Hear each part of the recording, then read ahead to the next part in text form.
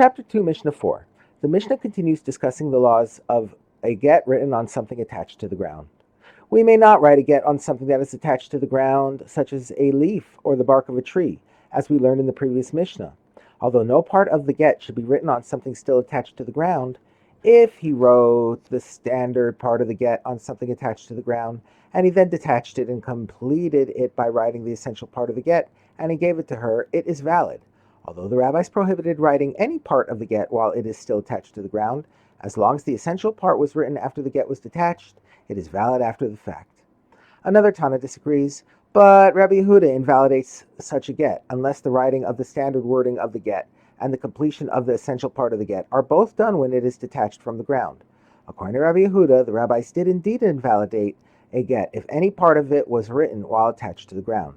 Another dispute about the kinds of materials on which a get may be written.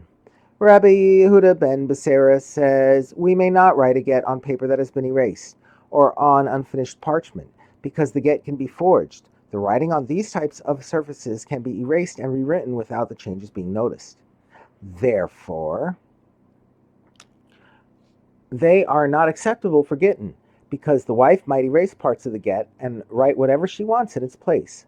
However, the sages consider Gittin written on these materials valid.